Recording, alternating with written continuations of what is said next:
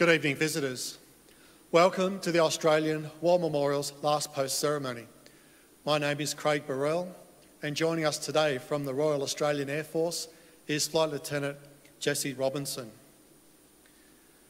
We welcome the veterans who have served, those that are still serving, and the families that support them. We acknowledge the members of RSL and Services Clubs Association, RSL Victoria, and RSL Queensland, who are watching the broadcast of this ceremony across Australia. During this evening's ceremony, wreaths will be laid at the base of the Pool of Reflection by visitors to the memorial. Please stand and join in singing the National Anthem.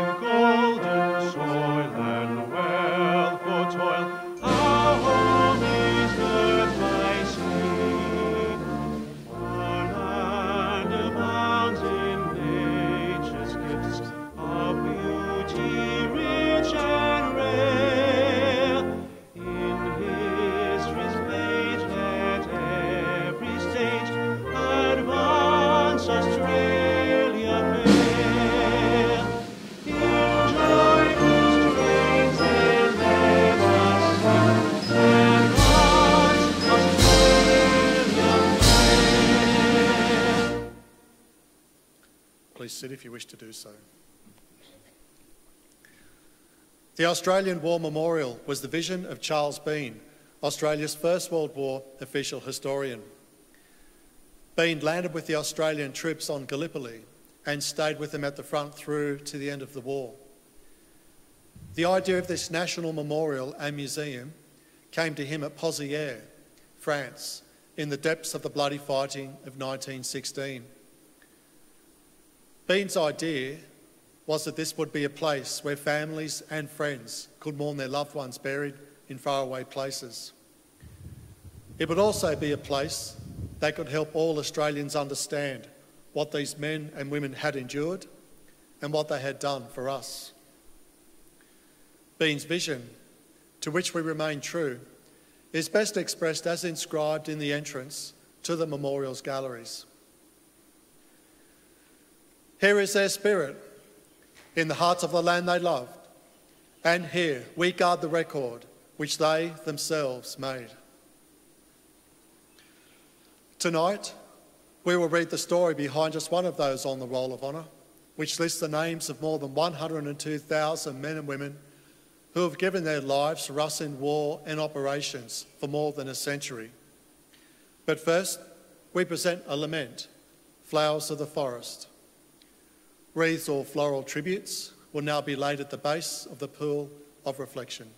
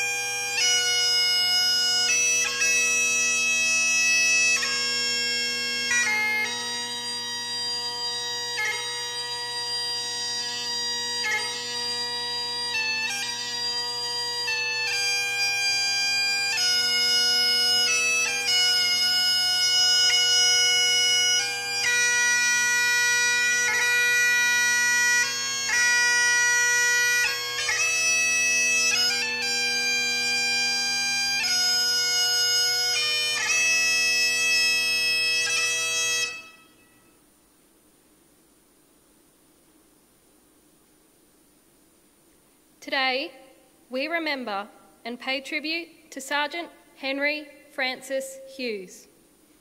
Henry Hughes was born in the inner Melbourne suburb of Prahran. After serving as a civil servant, he enlisted in the Australian Imperial Force in August 1916 at the age of 26 and joined the Australian Flying Corps. He spent a couple of years in the senior cadets and then a year in the citizen military forces and must have been comfortable with military life. He performed well and in February 1917 volunteered for further training as an air gunner. Promoted to sergeant in August, after completing courses in Britain, he returned to No. 3 Squadron in France on the 10th of December 1917, qualified for his new duties. Apart from a few brief practice trips over the next few days, it was all the preparation that he would get. On the 17th of December 1917, Hughes made his first operational flight, joining Pilot Lieutenant James Sandy. Sandy had enlisted early in the war, sailing in the first convoy to Egypt and serving on the Gallipoli Peninsula as an original member of the 1st Field Artillery Brigade. Sandy's time with the artillery was cut short when he contracted blood poisoning and after an operation for hemorrhoids, causing an infection that damaged his ankle, which prevented him from running or walking long distances. Recommended for discharge, Sandy instead joined the Flying Corps and eventually became the Deputy Flight Commander of A Flight of No. 69 Squadron. Flying a British two-seat biplane known as an R8 over the battlefield, Hughes and Sandy were ranging an 8-inch howitzer for the 151st British Siege Battery when their aircraft was attacked by 6 German Albatros scouts. They were faster and more nimble than the RE8, and each carried a pair of forward-firing machine guns. Against the odds, Sandy and Hughes managed to defend themselves. With Hughes manning a Lewis machine gun in the rear, while Sandy controlled a forward-firing Vickers machine gun, they brought one of the German aircraft down, forcing it to land in the lines of the 21st Australian Infantry Battalion, where the pilot was captured. Seeing that Sandy and Hughes were outnumbered and in trouble, another 2 RE8s from the squadron came to their aid before the remaining German aircraft retired. Captain Johns flew close to the aircraft containing Sandy and Hughes, and seeing that it was cruising normally, assumed that they were going to continue their work spotting. But radio contact with the aircraft ceased, and it could not be found in the allotted area. The squadron tried to trace the aircraft and its crew without success, until they learnt that it had come down 75 kilometres away. A post-mortem later revealed that in the last seconds of battle, a single armour-piercing bullet had passed through Sergeant Hughes' lung before going into the base of Sandy's skull, killing them both instantly. The aircraft was at full throttle and continued to fly until it ran out of fuel and came down without further injuring either man. James Sandy and Henry Hughes are buried in the Sampole Communal Cemetery Extension. While they were missing, Sandy was recommended for a military cross and Hughes for the Distinguished Conduct Medal, but the recommendations could not be posthumously approved. The albatross that they forced down behind the Australian lines was salvaged, and today it can be seen in the Anzac Hall here at the Australian War Memorial. Henry Hughes was 28 years old at the time of his death. His name is listed on the Roll of Honour on my right, among almost 62,000 Australians who died while serving in the First World War. A photograph of his headstone is displayed today beside the pool of reflection. This is but one of many stories of service and sacrifice told here at the Australian War Memorial. We now remember Lieutenant James Sandy and Sergeant Henry Francis Hughes, who gave their lives for us, for our freedoms, in the hope of a better world.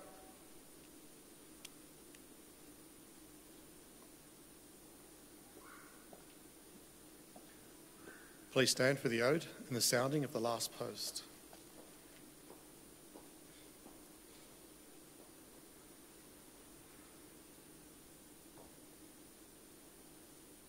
They shall grow, not old, as we that are left grow old.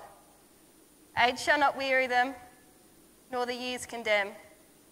At the going down of the sun and in the morning, we will remember them. We'll remember them.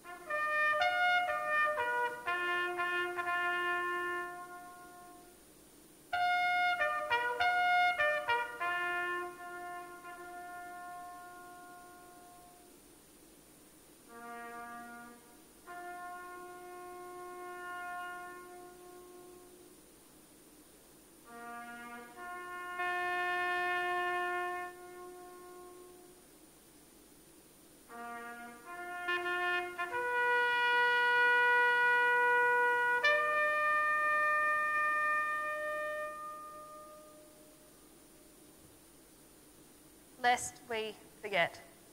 Lest we forget.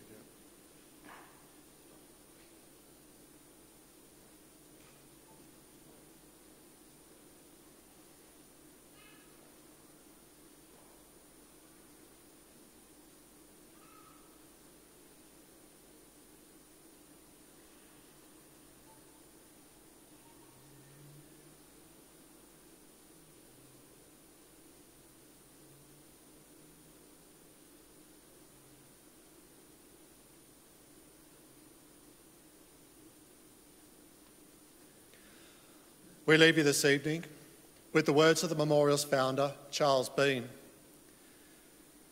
Many a man lying out there at Pozieres or in the low scrub at Gallipoli, with his poor, tired senses barely working through the fever of his brain, has thought in his last moments, well, it's over. But in Australia, they will be proud of this. Ladies and gentlemen, that concludes the last post ceremony.